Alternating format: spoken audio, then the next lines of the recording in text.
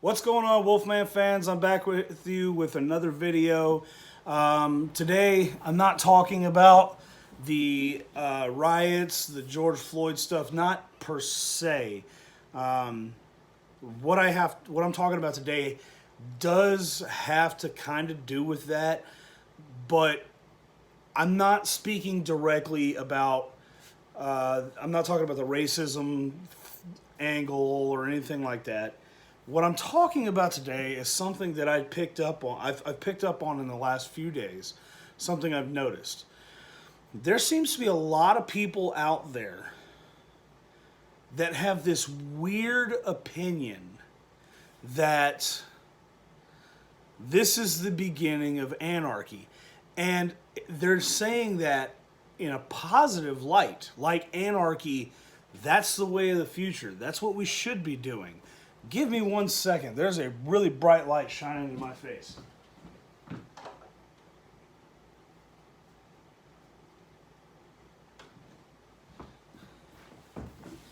There, that's better. Now I don't have this glare on my face. Anyways, no, yes. Where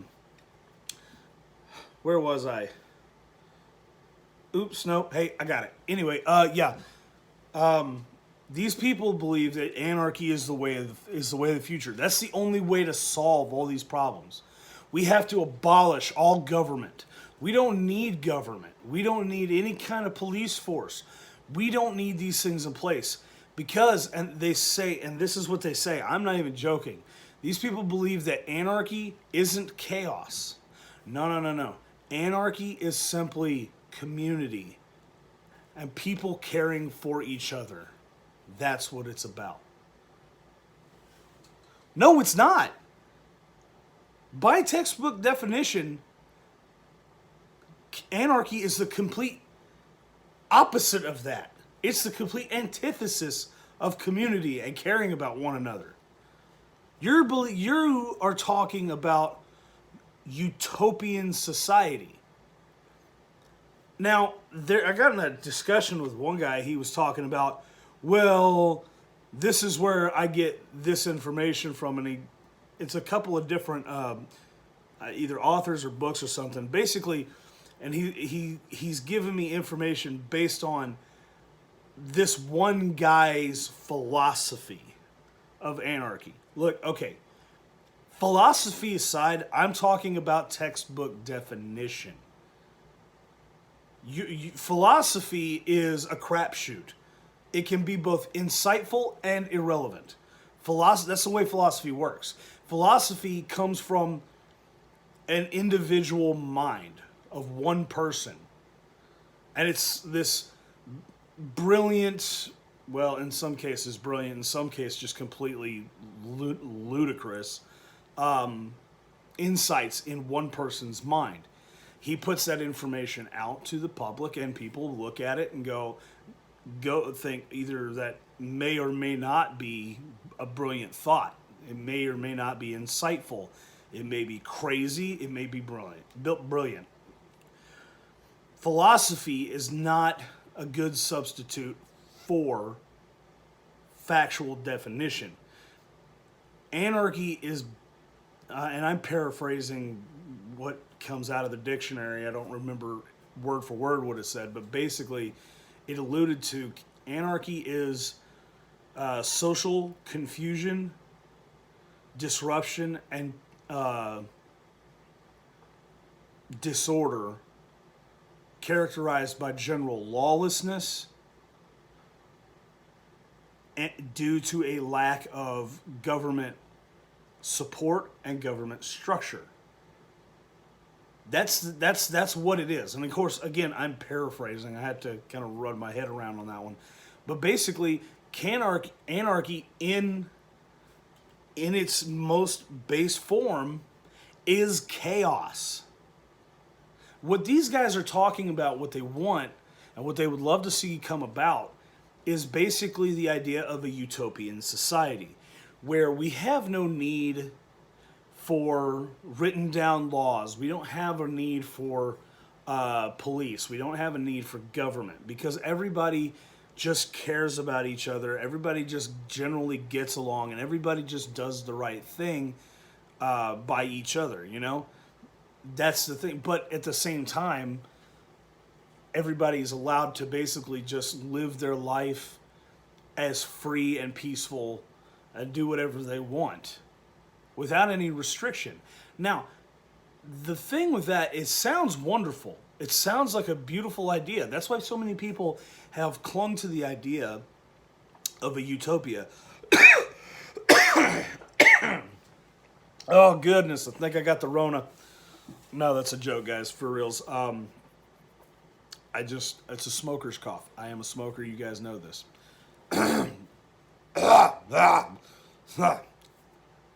Sure, y'all love that. Anyways, back to what I was saying. So, yeah, a utopian society sounds absolutely wonderful. It sounds like a beautiful thing. It sounds like something we should strive towards. For the sake of, I mean, why wouldn't we want that? That's something we should work towards. And look, we do try in this world to get as close as we can. But at the same time, we all, anybody in this world should have at least the brain capacity to understand that a utopian society will never exist. It's impossible. And here's the reason why. And this is a very, I mean, there's a number of reasons why, but this is a very base level reason as to why. The reason is because people exist. Human beings exist. Human beings, the way we are fallible individuals. And selfish individuals at that. Honestly, learning to share and care and that kind of thing, it doesn't necessarily come naturally. How do you know this? It's easy. Go to like a 2-year-old. Like a 2-year-old, let's say that, or a kid that hasn't been to school yet, whatever. This kid has not been taught to share, that's the right thing to do. His first inclination is to keep it for himself. It's mine. I do recall, I don't have any kids of my own, so, take this for what it's worth. But I've heard many people say this same thing, and I know I saw this definitely with my nieces and nephews, all of them. Around 2 years old, there's a word you're going to hear a lot. Besides no, you're also going to hear mine. Everything belongs to them. Mine. It's mine. People are selfish by nature. Your first instinct is to take care of yourself and think for yourself instead of everybody else. That's just a natural instinct. It's part of self-preservation. But we're taught over time to share, to care for one another, to put others before ourselves. That's not something that's necessarily put into us from the beginning, that we know from the beginning. That's something we usually pick up over time. On a rare occasion, you will see it, but it's not common. Point blank, people are selfish. People are mean, cruel, selfish, and in many cases just stupid. That's a bad combination, especially if you're trying to build a utopian society, because there's always going to be that one person that he wants the power. He wants the authority. He wants things done not the way everybody else does. He wants things done his way. He wants to be able to make rules for everybody else to follow that he himself does not necessarily have to follow. You've got a Joseph Stalin type individual. That's the case there.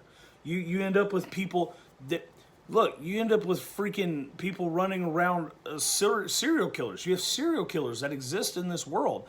You people talk about a utopia as if it's completely plausible. Why haven't we done it yet? Because people like Joseph Stalin, Pol Pot, Adolf Hitler, Mao Zedong, these people exist. Gary Ridgway, freaking John Wayne Gacy, Jeffrey Dahmer, Ted Bundy. These people exist. I could go on and on with that list, but that's why you can't have a utopian society. You can't breed out selfishness.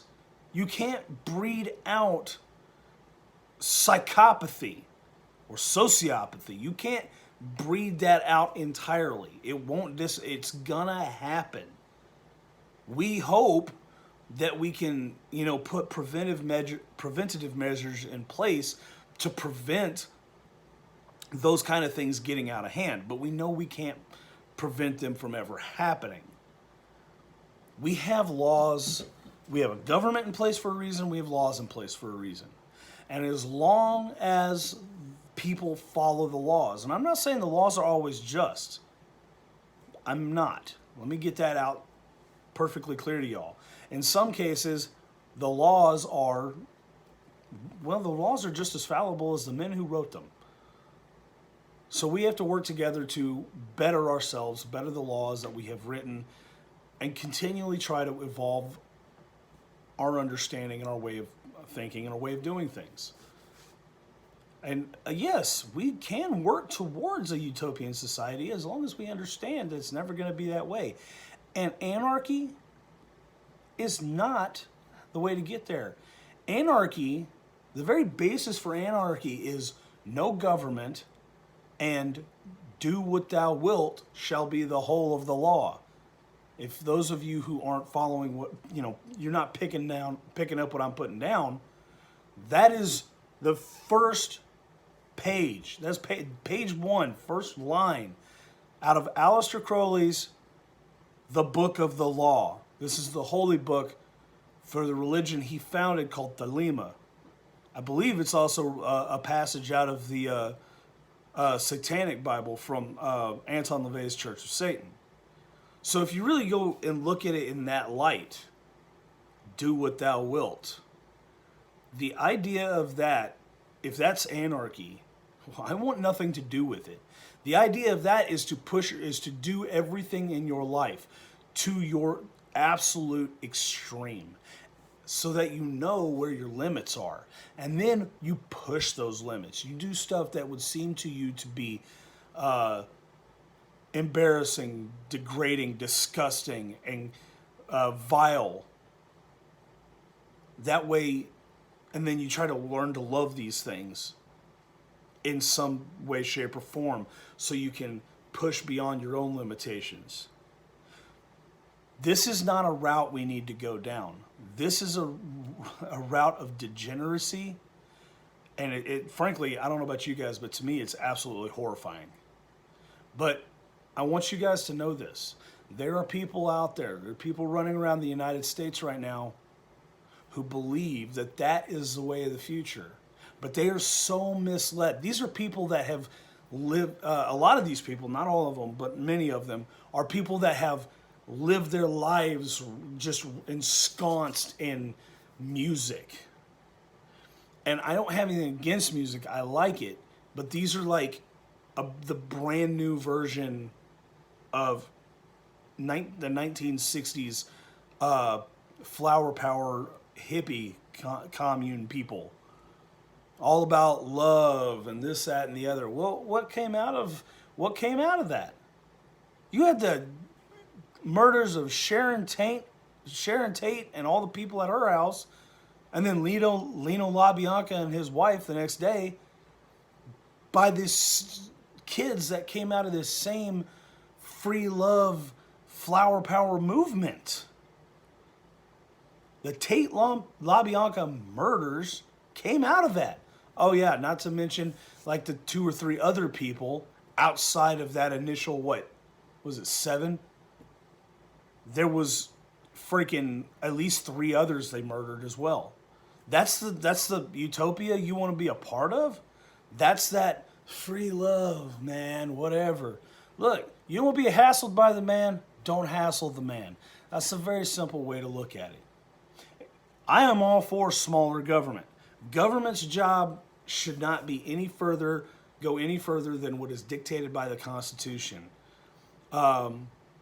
promote general welfare, provide for the common defense.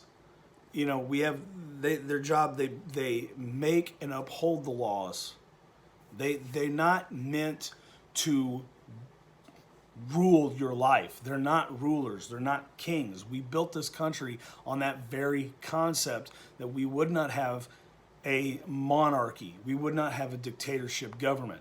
So, and everybody that running around, there's a lot of people running around right now saying that Trump is a dictator. No, he's not.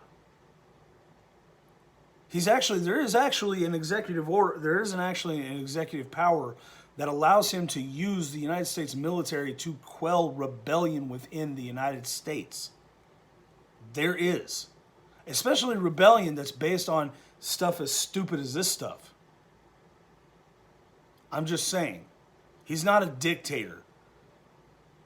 He's doing his best to try to expose the lies and corruption from the last 40 to 50 years, before many of us were even born. He's trying to expose it and destroy it and get rid of it. All the coronavirus, the riots, and all this crap you're seeing now is a way to try to, this is the fallback plan. This is the veil being torn away from your eyes and you seeing how crazy shit actually is. And guess what? It ain't Trump's fault that it's happening. All these riots and stuff, you'll notice that for the most part, they're taking place in big democratically controlled regions, big Democrat-controlled cities. Why?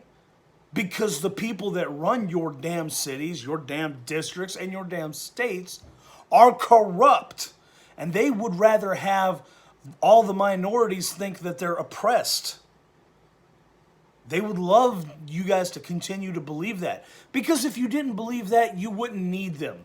They always are offering change and hope and help. They've been doing that for like 50 years. But if you realized that you didn't need their help, you wouldn't need them, and they wouldn't be in power anymore. There you go.